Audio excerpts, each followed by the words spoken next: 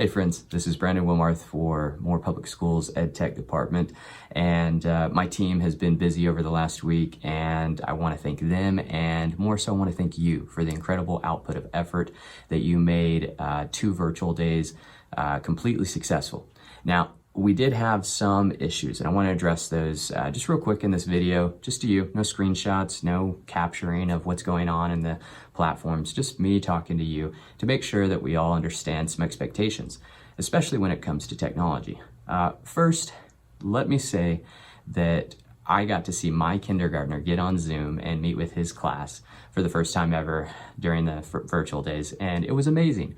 And right after that, we went out and built a snowman. I would say that was a pretty successful virtual snow day, and he did his work, and it was a great Zoom. Chaotic as it might have been with kindergartners, it was really fun to watch.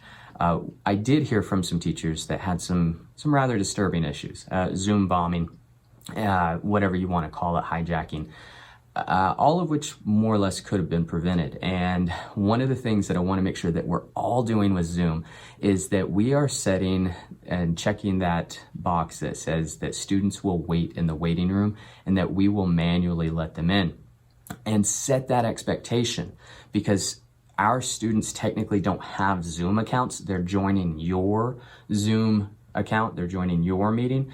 So make sure that they put their first name, their last name, first name, last initial, whatever you want, so that you know Brandon Wilmarth is in your class. There he is, B. Wilmarth or Brandon Wilmarth, let him in. But if it's Joe Schmo or some, unusually named student that you don't know, don't let them in. And if they have a problem, they'll email you, they'll message you through Canvas or Seesaw. So don't let everyone into your Zoom meeting, especially if you don't know who they are. All right, so that's the first expectation. And the second expectation is just the Canvas environment that you've created. We did have quite a few teachers come to us immediately as soon as we had the virtual day posting that, hey, I need help, I need to get this set up. And I want to encourage you, because what that tells me is that your students probably don't know how to get and navigate into Canvas, especially in our elementary classes where maybe we're not using our Chromebooks. Maybe it's, second grade, first grade, kindergarten.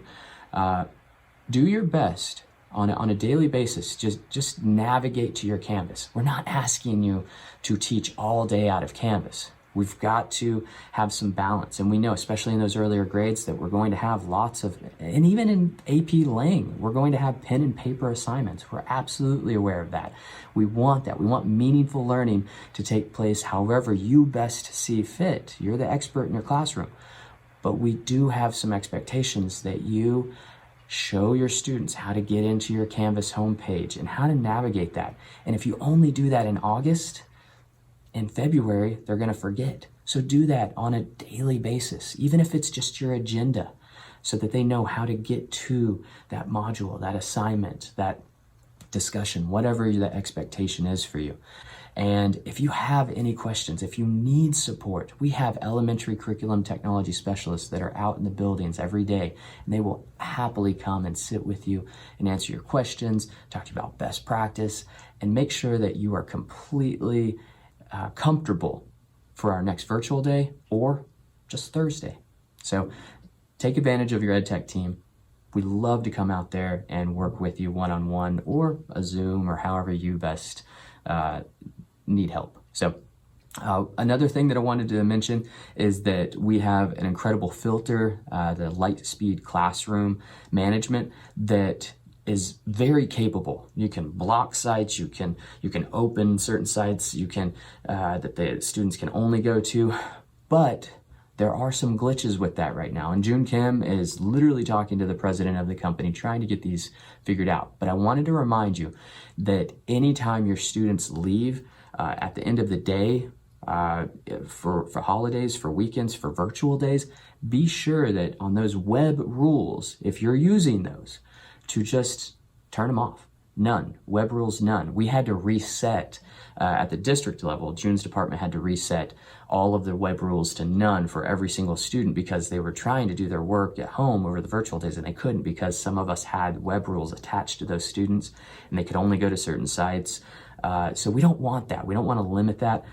Web rules, Zoom messaging, Canvas, And just again, a big, big thank you for all the effort that you put into making last week's virtual days a success. And just to remind you and encourage you to reach out to me, reach out to any of your EdTech specialists, your curriculum technology specialists. We are here for you. Thank you so much.